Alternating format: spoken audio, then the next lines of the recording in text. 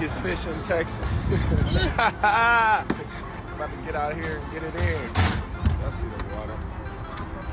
I know who the #1 fisherman is. Even big fish get caught.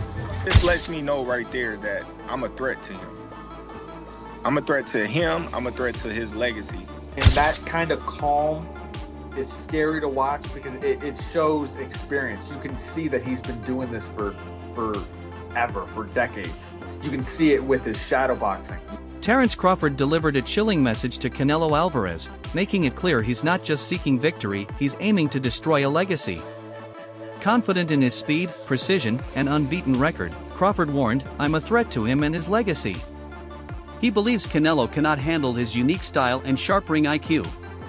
This isn't just pre-fight talk, it's a serious statement to the entire boxing world. Excuses why he don't want to take a fight with me. If it's all about business, then you doing good business. If I'm easy work, I heard him say I'm easy work. If I was easy work, well, you would take all that money that he's offering you. But yet and still, he want $200 million for Benavidez, and he want $150 million to fight me. So that just lets me know right there that I'm a threat to him. I'm a threat to him. I'm a threat to his legacy, because it would be crazy for a guy that started at 135 to come all the way up to 168, your weight, no catch weight, no none of that, and dethrone you. So, he got that in the back of his head. This guy, for one, he's tough. For two, he's a boxer. He moves, he can punch, he can do it all. Boxing legend Sugar Ray Leonard believes that despite the clear weight difference between Canelo Alvarez and Terence Crawford, the smaller man still has a real shot. Leonard emphasized that in boxing, size isn't everything, strategy, timing, and self-belief can outshine physical advantages. He sees Crawford as a fighter skilled enough to defy expectations, a sign of the deep respect Crawford commands from the sport's greatest minds. What about Crawford do you think can bridge the weight gap, or like with you, what did bridge the weight gap? Because a lot of people are just saying, hey, Canelo's just too big for someone like Terence. That's true, but you know what? There's always a way. Put it that, there's always a way. There's always a way to win. With the fight officially confirmed, analysts are breaking down what's shaping up to be a thrilling clash of styles.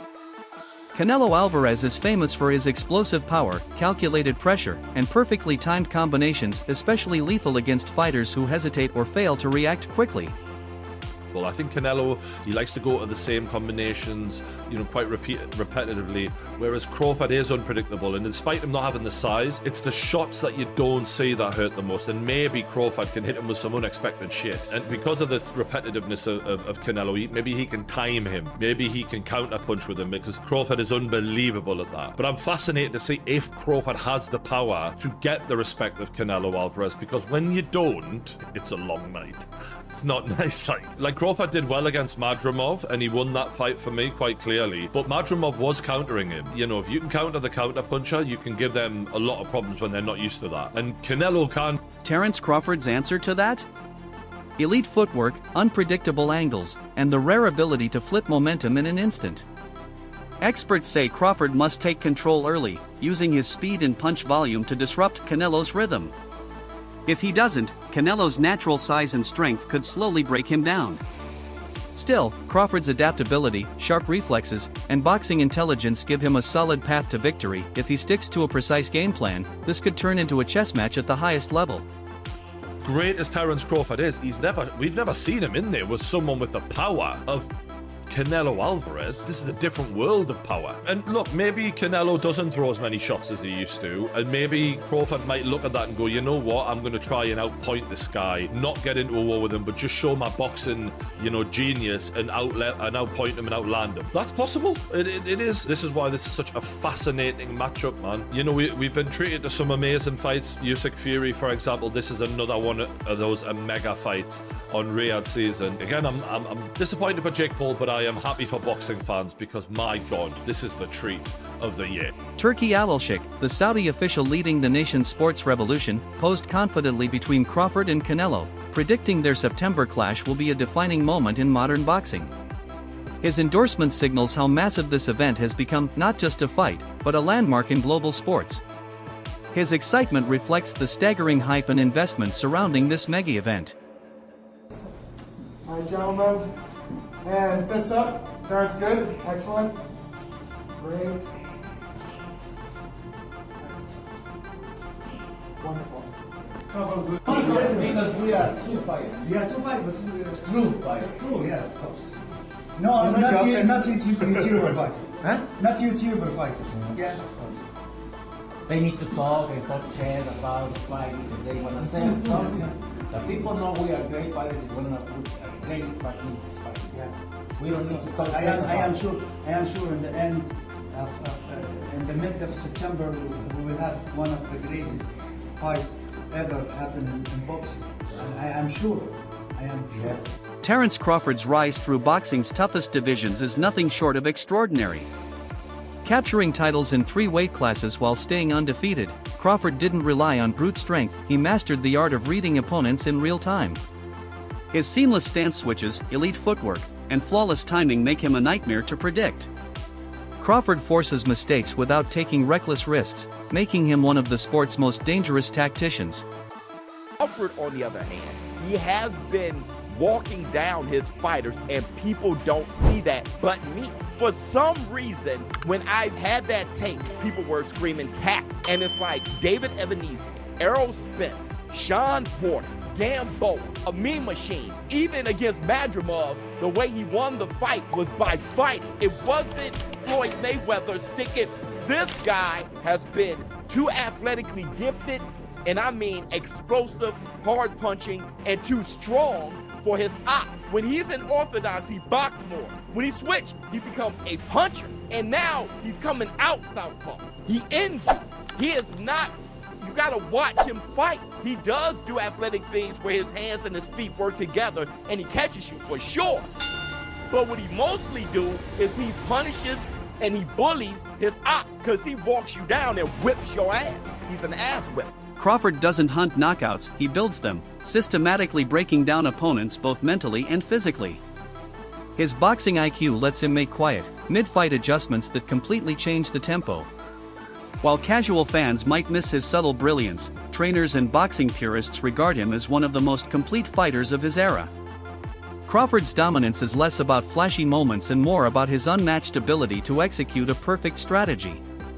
Crawford, on the other hand, he has been walking down his fighters, and people don't see that but me. For some reason, when I've had that tape, people were screaming cat. And it's like David Ebenezer, Errol Spence, Sean Porter, Gamboa, a meme machine. Even against Madrimov, the way he won the fight was by fighting. It wasn't Floyd Mayweather sticking. This guy has been too athletically gifted, and I mean explosive, hard punching, and too strong for his ops. When he's in orthodox, he boxes more.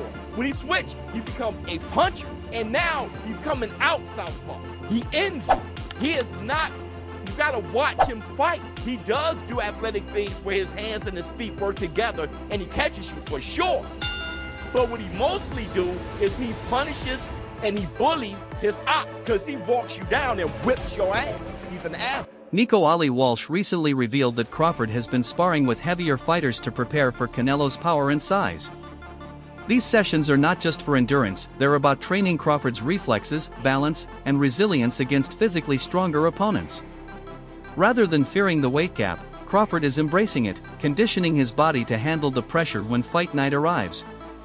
I think, people are going to watch it, so it's an exciting matchup. And we have another mega fight, let's be honest, September. Canelo and Crawford, two guys Yes. been around that you've trained with and things like that. Yes. Fight. That fight, everyone was siding towards Canelo. I would say it was like 80-20 people with Canelo before Canelo's last fight. But then after Canelo's last fight, it seems like it's more 50-50 now. So everything is just the build up for that fight is just going to be absolutely magnetizing. Like that fight, it's garnered so much more buzz after Canelo's last fight, and Bud is Bud. He's one of the greatest fighters in boxing history. He is one of the greatest fighters in boxing history. So it's going to be a fight. It's going to be awesome to watch. Have you sparred any of them? I haven't sparred Bud yet. I haven't been in Canelo's camp. I've met Canelo a few times. I love Canelo's team. Canelo's one of my favorite fighters. He's been my favorite fighter for the longest time. But you know, I have to be Team Bud because me and Bud are cool, and I have so much belief in Bud, and I know who he is as a fighter. He is one of the greats.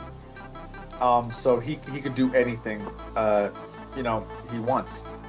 And being around both of them and seeing how they work and train and things like that, what makes both of them the fighters they are, in your opinion? I've watched Bud, so for Bud in particular, he's calm in everything he does, and that kind of calm is scary to watch because it shows experience. You can see that he's been doing this forever, for decades. You can see it with his shadow boxing. Moving up in weight doesn't mean Crawford will abandon the style that made him elite. Experts expect him to stick to his foundation: razor-sharp footwork, perfect timing, and lethal counterpunching. Canelo Alvarez will undoubtedly bring relentless pressure and try to cut off the ring, but Crawford doesn't need to win a power battle. If he tries to match Canelo's brute force, he risks walking into devastating counters.